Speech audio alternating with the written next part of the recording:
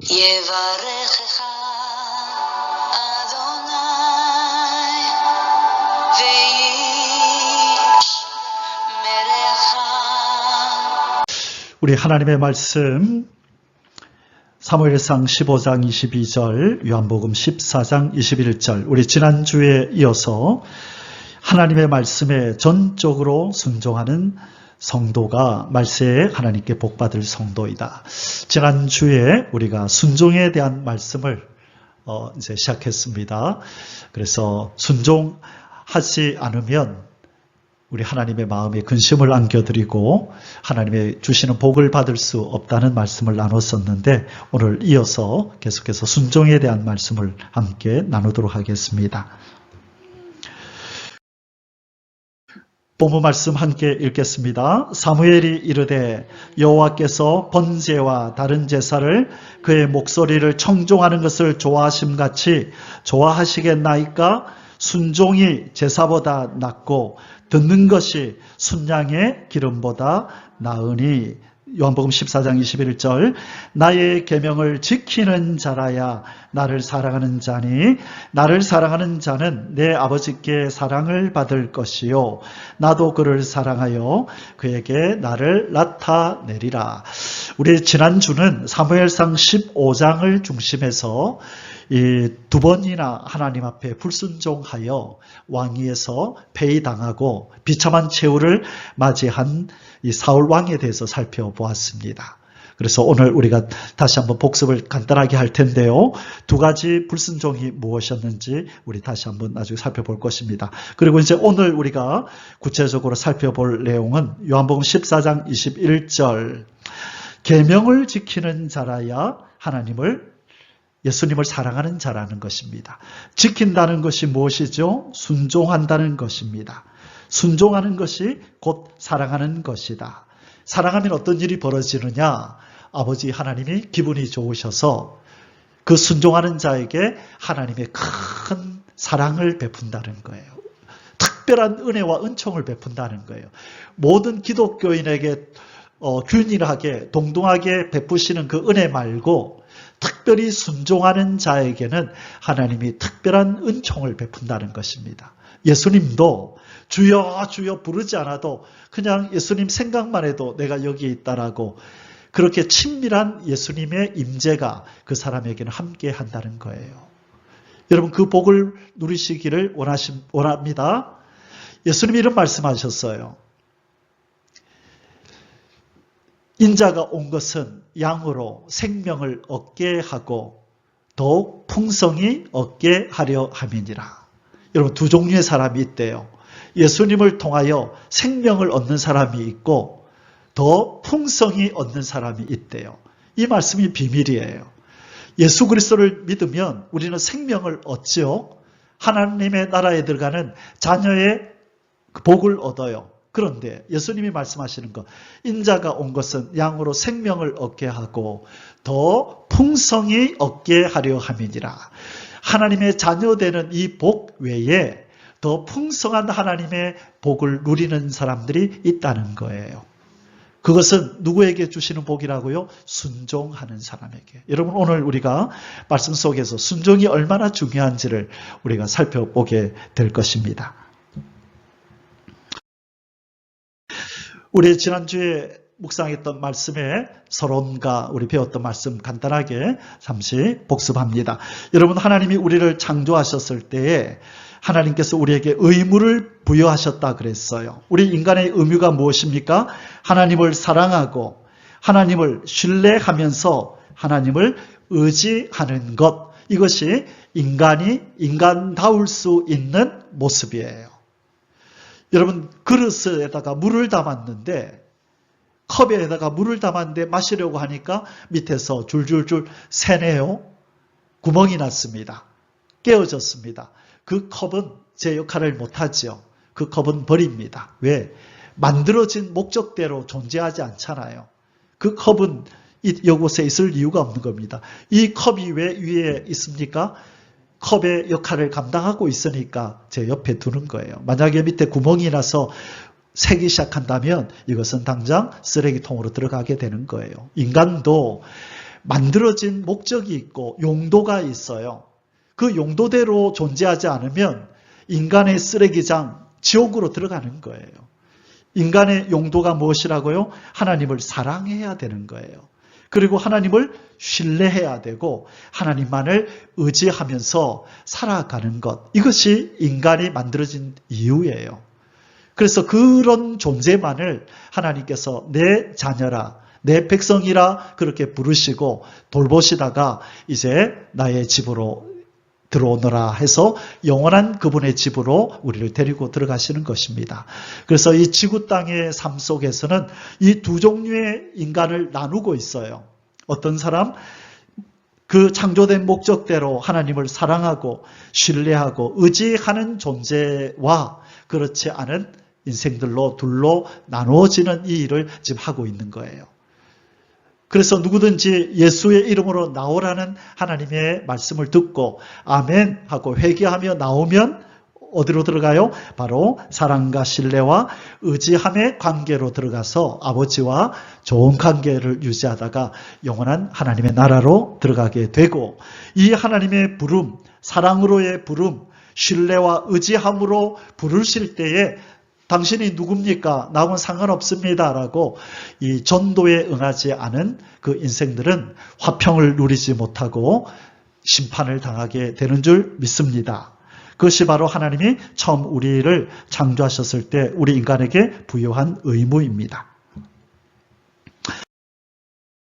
여러분, 간단하게 사울 왕이 지난주에 우리가 묵상한 바와 같이 두 가지를 불순종했다 그랬죠. 먼저 뭐를 기다리라 그랬죠? 사무엘이 가서 뭘 드리겠다?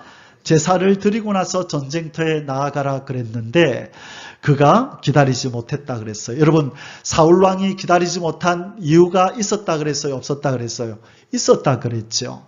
첫째, 오겠다고, 일주일 안에 오겠다고 한 사무엘은 오지 않고 적들은 점점점 다가오고 있고 이제 군인으로 모집된 이스라엘 백성들은 겁을 먹고 도망치기 시작하니 빨리 이 어려움을 수습해야 하는 거예요. 왕으로서. 그래서 하나님이 사무엘을 통하여 명령하신 제사를 드릴 때까지 기다리라 한 이것을 불순종해버리고 자기가 명색이 왕인데 이 정도는 할 수 있지라는 이 오만함에, 이 교만함에 의해서 자기가 제사를 드려버리는 일이 있었던 것입니다. 그것이 첫 번째 불순종이었어요.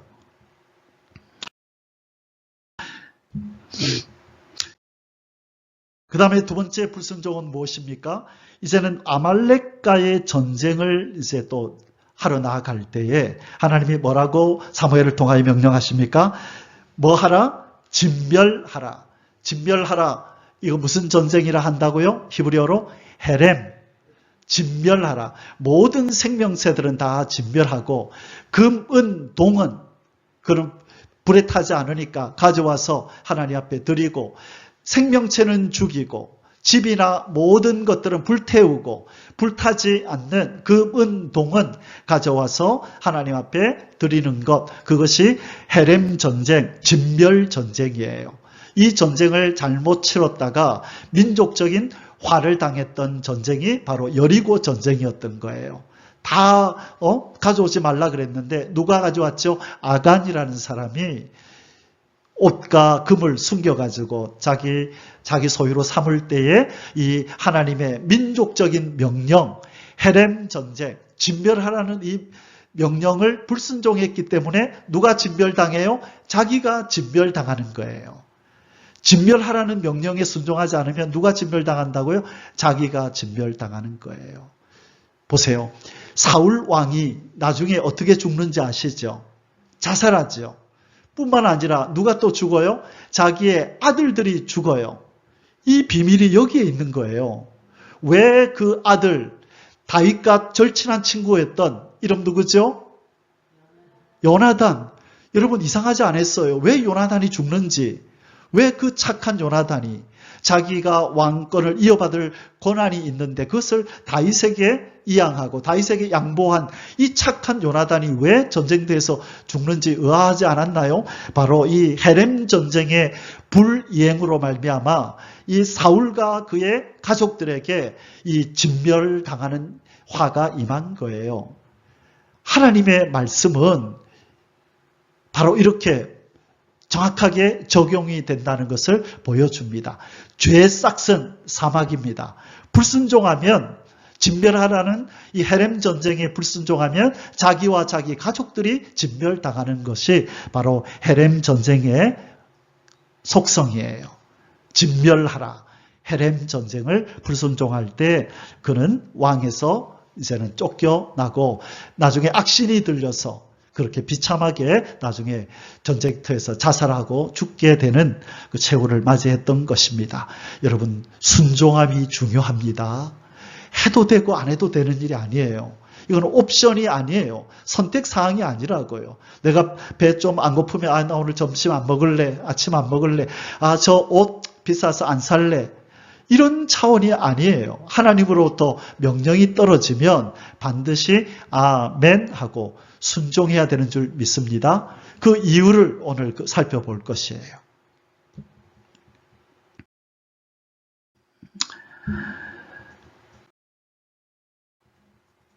자, 우리 지난주에 말씀 중에 제일 마지막 2구절만 읽고 이제 오늘 본문으로 들어갑니다. 사무엘이 사울에게 이르되 나는 왕과 함께 돌아가지 아니하리니 이는 왕이 여호와의 말씀을 버렸으므로, 다시 말해 뭐 했으므로? 불순종했으므로 여호와께서 왕을 버려 이스라엘 왕이 되지 못하게 하셨음이니이다 하고, 꼴랑 두 번의 불순종 때문에 왕자리에서 쫓겨나는 비참함을 경험합니다. 자, 오늘 말씀, 서론적인 말씀은 여러분 이런 말 한 번은 들어봤을 거예요. 오늘 아침에 제가 추가해서 넣었습니다. 아침에 말씀을 묵상하는데 성령께서 이 말씀을 이 내용을 떠올려 주셨고, 오늘 기도 시간에 제가 말씀드렸지만 아픈 곳에 손을 얹고 내 이름으로 기도해라. 그리고 이루어질 때까지 선포하고 기도해라. 나을 거다. 여러분, 제 팔꿈치가 아파요. 한 4개월 정도 됐나? 운동하다가 역기를 들다가 준비 운동을 안 하고 그냥 역기를 들다가 뚝 했는데 하루 이틀 괜찮았는데 3일째쯤에 심하게 통증이 와서 병원에 치료받기 시작했는데 아직도 잘 안 나았어요. 한 군데 가서 안 나와서 또 새로운 유명한 좋다고 하는 병원에 가서 주사 3번 맞고 나왔다가 또 재발해서 또 2번을 또 맞았는데 괜찮다 그랬는데 많이 쓰지도 안 해도 자꾸 이렇게 아파요. 이 컵 들으면 이렇게 아프고 그래요. 이상하죠. 그래서 이상하다.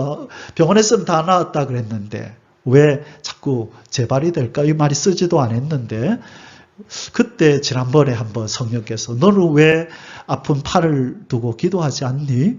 한번 그러셨는데, 그래서 그때 잠시 기도하다가 지나갔는데 오늘 새벽에 또 그러시는 거예요. 그래서 하나님께서 뭔가 내 속에 일을 하시려고 하는구나. 그래서 저는 그게 뭔지 이제 눈치챘어요. 하나님 저한테 이 은사를 이제 마음껏 사용하게 하시려고 신유의 은사를 하나님께서 강하게 내리시려고 하시는군요. 왜? 이전에 약속한 바가 있었거든. 이제는 때가 된 것 같아. 그래서 오늘 새벽부터 제가 본격적으로 하나님 저에게 이제는 약속하신 성령의 능력이 이제는 밖으로 나타나도록 역사해 주십시오. 제가 먼저 신유의 은사를 위해서 기도합니다. 그래서 하나님 제 팔 보고 이제는 기억하라고 그러시는 줄 제가 그런 눈치를 챘어요. 그래서 그러면서 갑자기 심령에 큰 믿음을 주시는 거예요. 선포해라. 이제는 오늘 약속한 바대로 제가 아까 기도할 때 읽었던 구절이 어느 구절이죠? 이사야서 53장 5절. 그가 찔림은 우리의 허물 때문이요 그가 상함은 우리의 죄악 때문이라. 그가 징계를 받음으로 우리는 평안을 누리고 그가 채찍에 맞음으로 우리는 나음을 받았도다. 우리는 죄 용서함을 받았을 뿐만 아니라 질병도 나았대요. 여러분 어떤 병은 예수님은 한 번만에 낫게 하는 방법도 있지만 어떤 병들은 우리가 믿고 계속해서 나은 줄 믿습니다 하나님 하고 계속해서 선포를 할 때에 그때 어느 시점에 하나님이 낫게 하시는 방법이 있습니다. 우리에게는 그 믿음이 있어야 돼요. 그래서 오늘부터 여러분 어디 아픈 부분이 있거든 손을 얹으시고 예수의 이름으로 선포하시고 나음을 입은 줄 믿습니다 하고 그 믿음을 견지할 때에 이제 정말로 하나님이 그렇게 병마가 떠나게 할 줄 믿습니다. 이제 예수님의 이름은 실제적으로 능력이 있는 이름이기 때문에 우리의 죄를 사할 뿐만 아니라 우리의 질병도 사해 주신 줄, 치료하신 줄 믿습니다. 자, 여러분, 제가 서론으로 적은 내용에 이런 내용이 있어요. 아무것도 시도하지 않으면 아무 일도 일어나지 않는다. 이 세상 사람들이 하는 말이에요. 여러분, 사업하는 것이 두려워서 그냥 은행에다 돈을 넣어놓고 가만히 있는 사람은요, 절대로 아무 일도 안 일어나요. 그러나 내가 이것을 가지고 뭔가를 한번 해봐야 되겠다. 이 사업을 해봐야 되겠다. 여러분, 사업을 하면 안 될 확률도 있지만, 그렇죠? 실패할 수도 있잖아요. 그런데 만약에 시도하지 않으면 무슨 확률이 없을까요? 어떤 일도 일어날 확률이 없는 거예요. 그렇죠? 그래서 뭔가가 일어나기를 바란다면 일을 시도해야 되는 거예요. 실패하더라도 또 시도하고 실패하면 또 시도하고 그러다 보면 어떤 일이 일어나는데 지레 겁먹고 또 이런 일이 일어나면 어떻게 하고 지레 겁먹고 발을 빼고 일하지 않으면 어떤 역사도 나타나지 않아요. 저도 이전에 그렇게 살아왔어요. 늘 힘들게 어렵게만 살아왔기 때문에 뭔가를 시도하고 하는 게 겁나고 두렵고 누가 뒤에서 밀어주는 사람도 없었고 부모님이 다 불구로 계셨기 때문에 제가 장남이기 때문에 제가 실수하고 실패하면 모든 게 끝난다라고 생각하니까 뭔가를 새로운 걸 시도를 못하는 거예요. 믿음이 있었으면 했을 텐데 믿음도 어렵고 해놓으니까 모든 게 두려워서 시도하지 않는데 요즘은 제가 많이 변했죠. 이제 하나님이 살아계심이 너무나 확실하게 믿어지고 나를 도우신다는 걸 아니까 판단해서 이래야 되겠다 싶으면 일을 시도해요. 하나님 도와주십시오 하고 일을 저질러요. 시도해버려요. 그러면 놀라운 일이 일어나요. 그러나 그 전에 묻지요. 하나님, 이 일이 하나님께로부터 왔습니까? 하나님 증거를 보여주십시오. 제가 섣불리 하지 않겠습니다. 증거를 보여주십시오. 그래서 기도원처럼 이런 일이 일어나게 해주십시오라고 기도했는데 진짜 그런 일이 일어나는 거 알겠습니다 하나님. 그러면 시작하겠습니다. 이제는 시도하는 거예요. 그러면 일이 일어나요. 여러분 순종이라는 것은 바로 그래서 제가 이것을 순종과 연결한 거예요. 하나님이 얘야 너 이거 하거라 라고 순종을 명했는데 여러분이 순종하지 않으면 그 이후에 하나님이 하시기를 원하는 그 일이 여러분에게 안 일어난다는 거예요. 1994년도 5월 달에 주님께서 저에게 유학을 떠나라고 명령을 내리셨습니다. 제 선배 목사님 그때 신학생이었는데 저에게 주님의 음성과 같은 뜻을 전달했습니다. 너 신학을 아무래도 신학해야 되겠다. 그랬을 때 제가 어떻게 해요? 그것도 영국에 가서 신학을 하래요. 자기가 도와주겠다고. 아시는 목사님이 있는데 영국에 가래요. 형님 한국말로도 신학이 어렵다는데 영어로 어떻게 해요? 나 영어도 못해요. 근데 너 할 수 있다. 하나님 앞에 기도하고 옛날에 네가 운동선수였을 때 너 열심히 했었고 잘했었잖아. 그 열심으로 이 신학이라는 분야에 뛰어들면 너 분명히 잘할 수 있을 거야. 기도하고 시작해라. 그래서 저는 하나님 앞에 기도했어요. 하나님 어떻게 외국 가서 신학을 해요? 이게 하나님의 명령이면 이것 세 가지 응답해 주십시오라고 기도했는데 하나님이 응답하여 주신 거예요. 그래서 알겠습니다. 하나님 순종하겠습니다. 그리고 한 학기 학비만 들고 떠났어요. 비행기에서 하나님 순종하여 저는 하나님 순종하여 가오니 나머지 삶은 하나님 책임져 주십시오. 한 학기밖에 학비가 없어요. 그 아는 사람도 없고 그 싱가포르는 아르바이트를 할 수 없는 나라예요. 학생들이 알바를 하면 체포해서 추방해버려요. 그럼 어디서 학생이 돈을 벌어요? 집에서 저한테 돈을 보내줄 상황도 아닌데 여러분 이 상황에서 제가 변명할 거리가 있어요 없어요? 하나님 집에서도 학비 보내줄 수도 없고 알바도 못하고 아는 사람도 없는데 하나님 내가 왜 거기 가요? 여러분 그런 핑계를 댈 수 있잖아요. 근데 너무나 강하게 하나님께서 명령을 하시니까 그때 알겠습니다 하나님 죽든지 살든지 하나님이 알아서 하십시오. 나는 하나님 말씀에 순종하여 가겠습니다. 그래서 비행기를 타고 공항에 내려서 그때까지만 해도 아무 일도 안 일어났죠. 택시를 잡아서 주소를 보여주면서 이곳에 데려가 주십시오 해서 학교에 딱 도착을 했네요. 그 다음부터 무슨 일이 있었을까요? 앉아 있으니까 어떤 어느 목사님이 오시더니만은 한국 사람처럼 생겨놓으니까 한국 사람이냐고 예 신입생이라 하니까 그 다음부터 혹시 모기장 가져왔어요? 왜요? 이곳에 모기가 많은데 모기장 없는데 기다려보라고 자기 집에 한 개 더 있다고 가져오고 또 한국 사람이 또 지나가면서 또 뭘 도와주시고 그 다음에 어떤 한국 전도사님이 저를 또 보더니만은 신입생이냐고 예 지금 우리 목사님하고 볼링장 가는데 시간 되면 같이 가자고 예 뭐 저는 다른 일 없다고 그래 가서 그 목사님을 만나니까 그 목사님이 제가 신학생으로 왔다니까 우리 교회 와서 전도사 해달라고 그날 바로 사역지도 정해지고 주변 아시는 분들도 생겨서 도움을 받고 그러면서 바로 그 교회에서 장학금을 주셔서 학비가 준비되고 이래저래 부족한 것들은 또 지내는 동안에 또 주변에 살아가는 우리 또 성도님들이 많이 계시니까 그분들이 어떻게 말하지 않아도 도와주시고 하고 또 그때마다 큰 돈이 필요하면 하나님이 기적적인 방법을 일으키셔서 8년 동안이나 그곳에서 내가 일하지 않아도 집에서 돈 보내주지 않아도 오히려 제가 오히려 돈을 벌어가지고 집에 와서 부모님한테 드리고 가는 그런 일이 있었어요. 그렇게 하나님이 순종하니까 그 이후에 일을 행하시는 거예요. 만약 제가 신학 공부하러 떠나라는 그 명령에 순종하지 않았더라면 제가 목사가 안 됐을 것이고 하나님이 그동안에 행하신 일들을 하지 못하셨겠죠.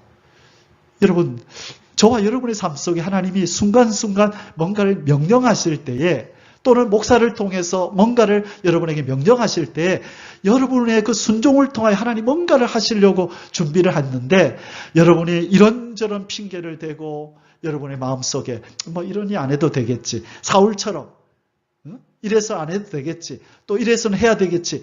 하나님 말씀에 불순종할 때 하나님이 일으키시고자 하시는 그 역사가 나타나지 않는다는 것. 그래서 하나님이 주시고자 하는 복을 받지 못한다는 거예요.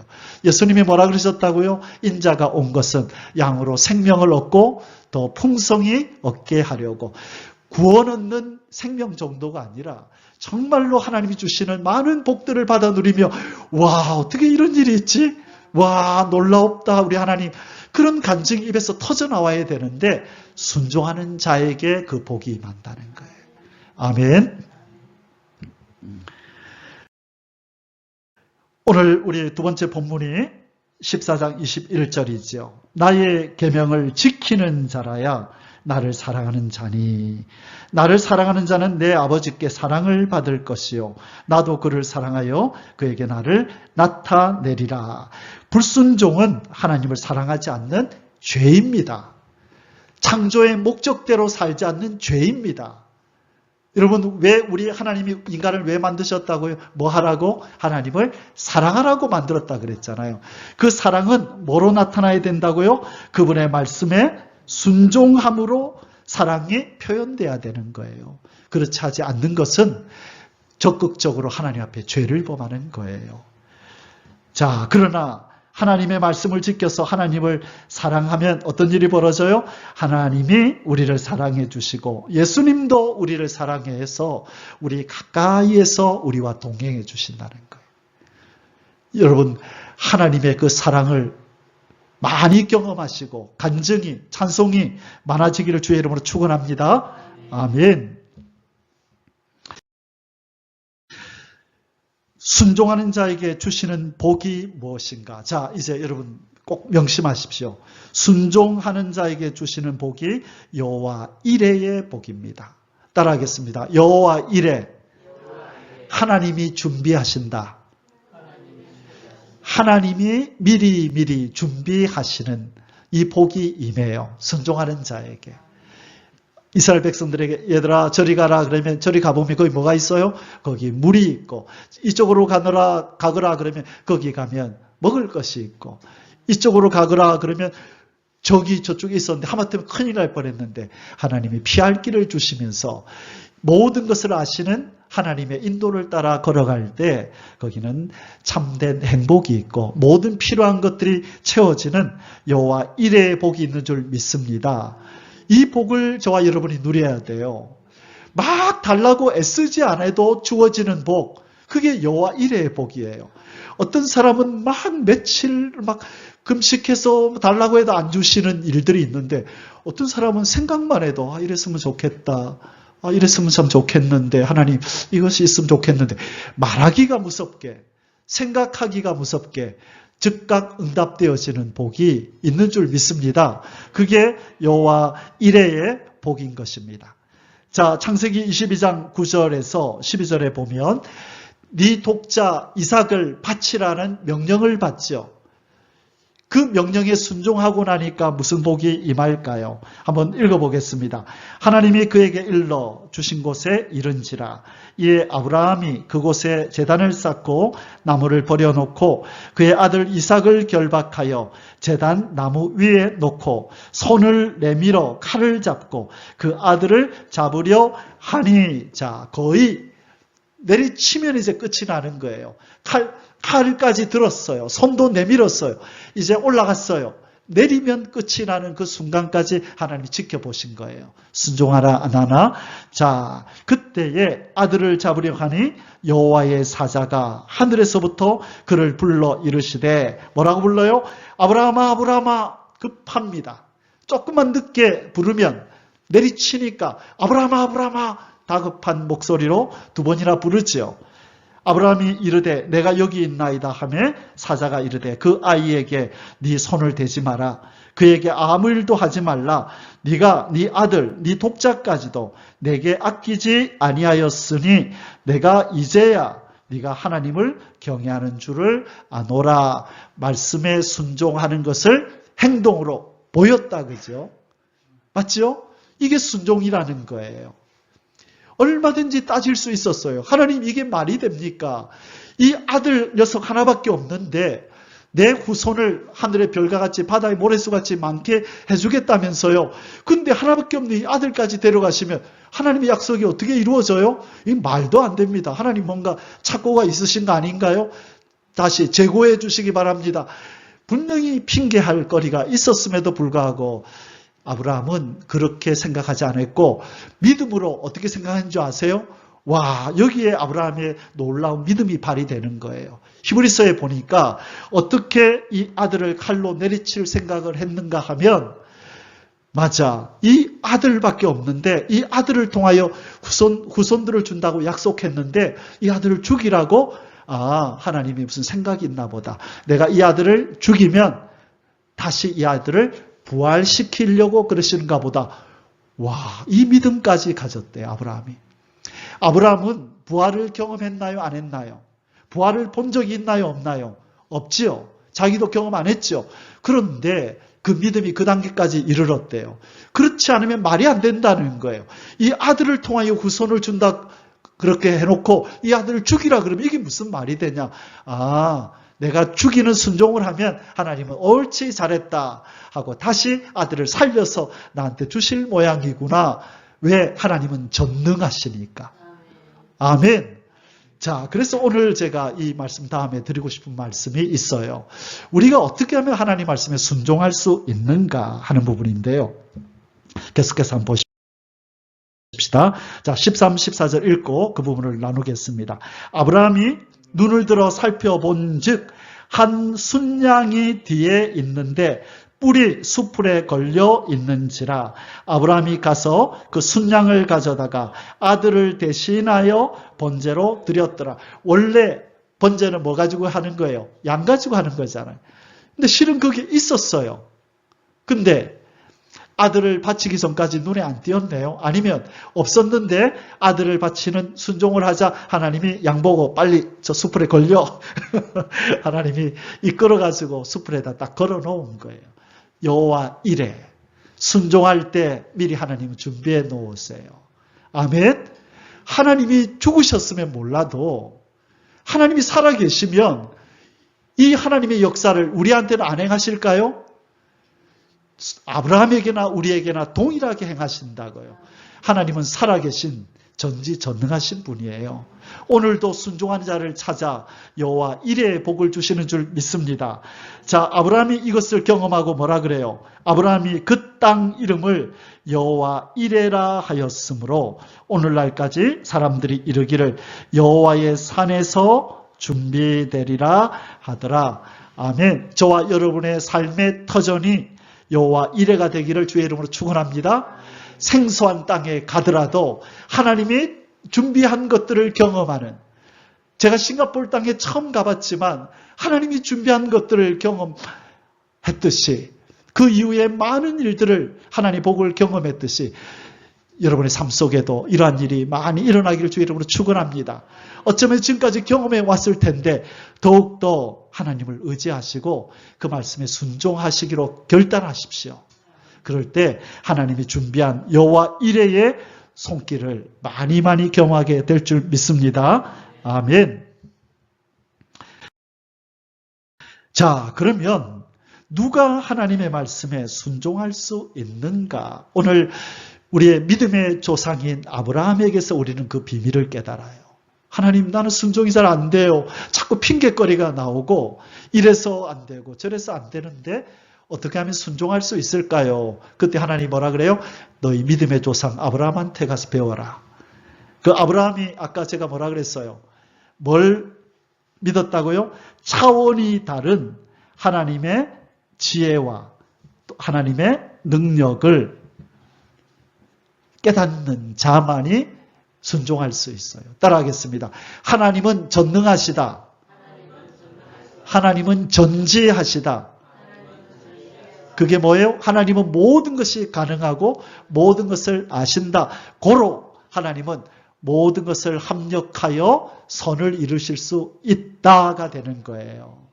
아브라함이 뭐라 그랬어요? 이 아들을 처참하게 죽여도 하나님은 다시 살려낼 수 있다.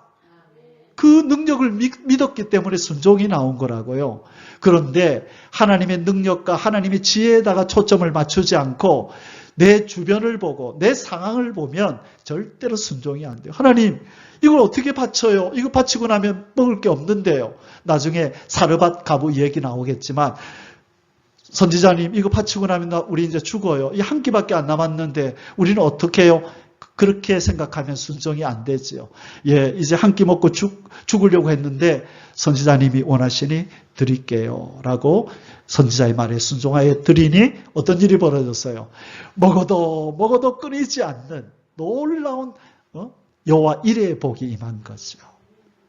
하나님의 전능함과 하나님의 지혜를 믿으실 때만 우리는 순종할 수 있어요. 그러면 우리가 하나님 순종하게 해주세요 대신에 뭐라고 기도해야 돼요?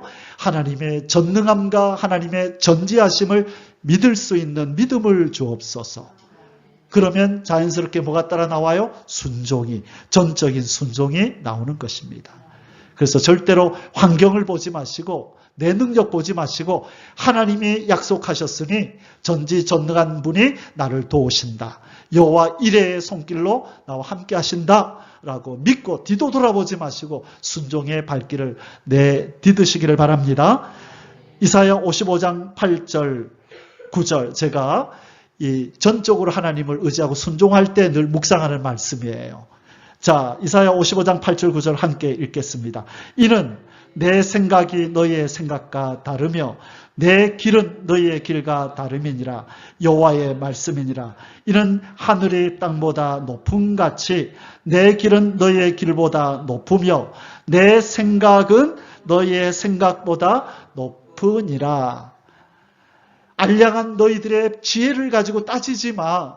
내가 명령한 거에 대해서 너희들이 지혜 가지고 이렇쿵저렇쿵 생각도 하지 마.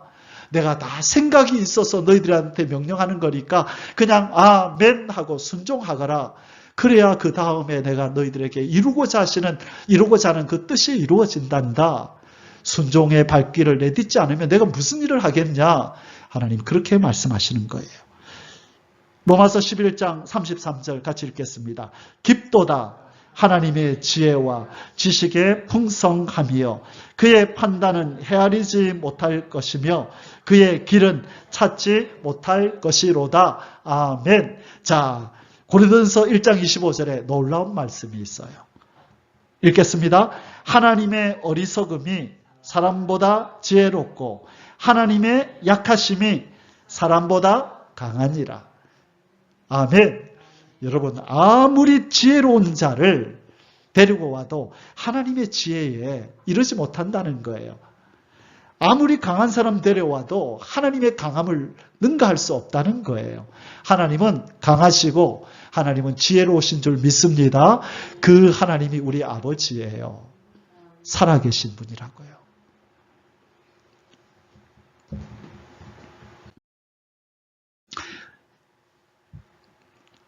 여러분, 이 부분을 하고 이제 말씀을 마쳐야 되겠는데 다음 주에 한 주를 더 해야 되겠습니다. 이제 순종의 사람들을 쭉 우리가 몇 사람을 살펴볼 텐데 그 전에 마지막으로 온전한 순종이 뭔가? 오늘 우리 설교 제목이 뭐였어요? 어떤 사람이 복을 받는다? 그냥 순종이 아니었어요. 하나님의 말씀에 전적으로 순종하는 사람. 순종하는 신용만 하는 사람이 아니라 전적으로 온전히 순종하는 것이 순종이라 그랬죠. 온전한 순종은 두 단계가 있어요. 여러분, 많은 사람들이 첫 번째 단계까지는 잘 하는데 두 번째 단계를 통과하지 못하고 불순종하기 때문에 하나님의 예비하신 복들을 받아 누리지 못하는 것입니다. 그게 뭘까? 첫째, 순종은 즉각적인 순종이 있어요. 그리고 두 번째 순종은 역경 앞에서의 순종이 있어요. 자, 아브라함의 예를 들어볼게요. 하나님께서 너의 본토, 친척, 아버지 집을 떠나라 그랬죠. 그랬죠. 갈 바를 알지 못하고 떠나요. 그때 아브라함이 그렇게 했습니까? 안 했습니까? 했죠. 그 순종은 어쩌면 쉬워요. 그것도 실은 어렵긴 어렵죠. 왜? 75년 동안이나 같이 살던 가족, 친척, 친구들, 집, 모든 거 다 내려놓고 어디로 가야 되는지도 모르는데 하나님이 무조건 짐 싸서 일어나래요. 저쪽으로 가거라. 저기 어디요? 묻지 마. 차차 알려줄 테니까 지금은 떠나라는 이 명령에만 순종해. 여러분, 이 순종도 쉽나요? 어렵나요? 어려워요. 우리는 목적지가 있어야 떠날 거 아니에요. 하나님 어디로 가란 말이에요? 알려주시면 갈게요. 잠만 말고 짐 싸서 떠나. 떠나면 내가 목적지 알려줄게.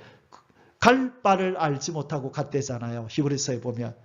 자, 이 순종도 어렵죠? 근데 아브라함은 순종했죠. 그런데 두 번째 역경 앞에서의 순종이 뭔지 아세요? 아내를 두 번이나 빼앗기죠. 사랑하는 아내를 이방의 왕한테 빼앗기는 일이 두 번이나 있었죠. 얼마나 강도떼들이 많아요. 저기 적들이 내려와서 주변에 자기 조카 롯과 그 가족들과 재산들 다 뺏어갔죠. 언제든지 위험이 도사리고 있는 그 역경 앞에서 하나님 안 되겠어요. 나 돌아갈래요. 왜 순종했는데 이렇게 아내를 두 번이나 빼앗기고 왜 이렇게 어려움이 있어요. 하나님 나 안 되겠어요. 돌아갈래요. 할 수 있었단 말이에요. 그런데 히브리서는 뭐라 그래요? 저희가 돌아가려면 돌아갈 기회가 있었으려니와 그러나 아브라함은 그렇게 하지 않고 더 나은 본향을 바라보고 돌아가지 않았다. 즉각적인 순종일 뿐만 아니라 역경 앞에서도 굴하지 않고 끝까지 순종했다. 이 순종이 온전한 순종이에요. 자, 아브라함 그 다음에 실패한 경우를 한번 볼까요? 누가 실패했어요? 이 두 가지 순종에 첫 번째 순종은 잘했지만 두 번째 순종을 통과하지 못했던 사람들이 누구냐면 출애굽한 이스라엘 백성이에요. 모세를 통하여 탈출하라 했으니 탈출했어요? 안 했어요? 탈출했죠. 그런데 그들이 나중에 못 가겠다, 죽여라. 하나님 앞에 원망불평하면서 순종을 멈춰버려요. 뭐 할 때? 정탐꾼 12명을 보내서 40일 동안 정탐하고 와서 그 땅은 정말 살기 좋은 곳인데 거인들이 살아서 우리가 들어갈 수 없습니다 라고 보고하니까 전부 다 들고 일어나서 돌을 들고 모세를 죽이려고 그러고 하나님을 향하여 우리를 이곳에까지 데려와서 죽이려고 하느냐고 막 원망불평하지요. 순종을 거둬버린 거예요. 그들은 어떻게 생각했어야 돼요? 저 큰 애굽을 이집트를 박살내고 우리를 건지신 하나님이 이 조그마한 가나안 땅에 있는 저 거인들도 무찌르실 수 있다라고 믿어야죠. 이 어리석은 이 멍청이들은 하나님이 이전에 했던 일을 통하여 앞으로 어떤 일을 하실 수 있다는 것을 생각을 못한 거예요. 이 믿음 없음이에요. 여러분, 과거에 그 엄청난 일을 행하셨다면 미래에 그 조그만 일 못하시겠어요? 여러분, 애굽이 강해요? 가나안이 강해요? 애굽이 최고의 강대국이었잖아요. 그 나라를 하나님께서 무찌르셨는데 가나안의 7족속, 그 조그마한 땅덩어리 있는 그 땅을 점령하지 못하게 하겠어요? 그러니까 이것이 믿음 없는 사람들의 생각이라고요. 여러분, 우리를 구원하시고 수십 년을 인도하셔서 오늘까지 안전하게 오게 하신 하나님이 우리의 남은 생애 동안 인도 못 하시겠어요? 우리에게 공급 안 하시겠어요? 우리를 도와주지 않으시겠어요? 그런데 하나님이 우리에게 과거에 어떻게 해준 것은 생각하지 않고 내일 어떻게 살고 다음 달 어떻게 살고 걱정하는 것이 우리라고요. 그게 이스라엘 백성이 그러다가 다 쓰러졌잖아요. 그 장년들은 다 쓰러지고 20세 이하들과 태어난 아이들만 들어갔죠. 장정들 중에는 여호수아 갈렙만이 들어갔죠. 하나님의 능력을 믿고 순종하려고 했던 그들만 들어가고 나머지는 다 쓰러졌던 것입니다.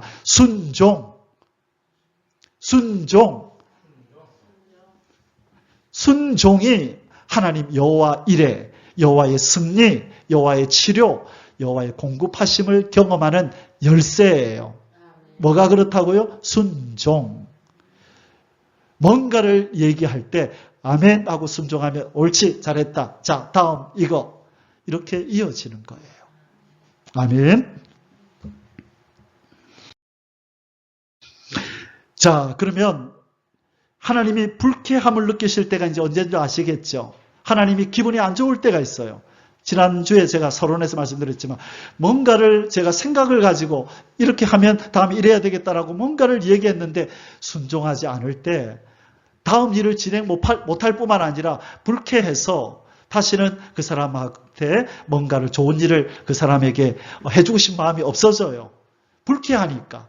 말하면 순종을 해야 되는데 그 다음 걸 준비할 텐데 안 하니까 그 일을 행할 수 없을 뿐만 아니라 마음도 불쾌해지는 거예요. 바로 하나님이 그러셨어요. 누구한테 불쾌했어요?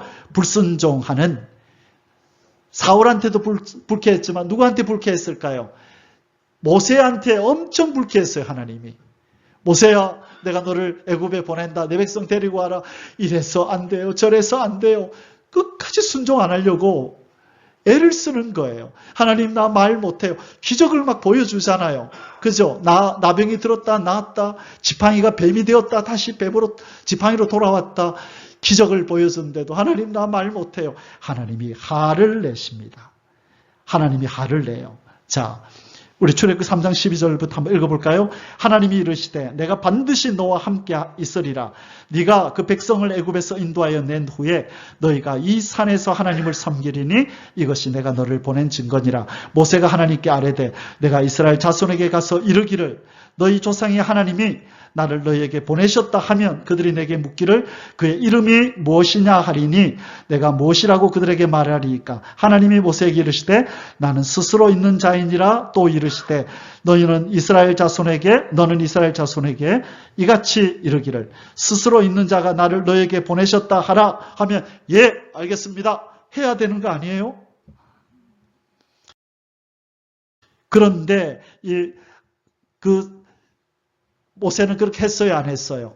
안 했죠. 그래서 하나님께서 분노하시는 장면이 나타나는데 이 하나님이 화를 내시면서 너에게 말 잘하는 누가 있지 않느냐? 네 형 아론이 있지 않느냐? 그때 하나님이 화를 내셨대요. 분노하시면서 모세에게 말을 했대요. 여러분, 사랑받는 모세도 하나님 앞에 불순종하고 안 하겠다고 그러니까 하나님이 분노하시고 불쾌해하시는 거예요. 여러분, 사울은 하나님을 불쾌하게 만들고 그래서 왕에서 쫓겨나고 이 모세도 하나님을 불쾌하게 하는 경험이 있었던 사람. 그래서 이때 이후부터는 이 모세가 전적으로 순종하는 삶을 살아갔죠. 여러분, 순종은 하나님을 기쁘시게 하고 순종은 여호와 이레의 경험을 놀라운 복을 받게 합니다. 우리 다음 주에는 이제 순종의 사람, 위대한 순종의 믿음의 선배들의 삶을 통해서 어떻게 이 사람들이 하나님 앞에 쓰임을 받고 복을 받았으며 우리도 이들처럼 하나님 앞에 순종하면 어떻게 복을 받게 되는지 그 내용을 살펴보도록 하겠습니다. 함께 기도하겠습니다. 하나님 아버지 감사합니다. 순종하는 자들을 하나님 사랑하시고 그 순종하는 그 다음 단계에서 하나님 놀라운 역사를 행하시는 줄을 믿습니다. 하나님 순종의 사람이 되게 해 주옵소서. 뭐라고 명령하든지 노아에게 방주를 지으라는 이 힘든 명령을 내렸음에도 노아는 하나님을 사랑하고 하나님을 경외하였기에 그 말씀에 순종하여 100년 가까이를 방주를 지어서 하나님 앞에 영광을 돌리고 그들은 구원을 받았음을 기억합니다. 본토 친척 아비집을 떠나라는 그 명령을 순종했던 아브라함을 통하여 놀라운 일을 행하시고 그를 통하여 예수 그리스도가 탄생하게 하셔서 우리 인생에게 구원을 베푸신 줄 믿습니다. 하나님 우리에게 무엇을 명령하시든지 간에 순종하는 하나님의 자녀들이 되게 하여 주옵소서. 큰 믿음 주옵소서. 순종하는 믿음을 주시옵소서. 사랑하는 주 예수님의 이름으로 간절히 기도드리옵나이다. 아멘. יברכך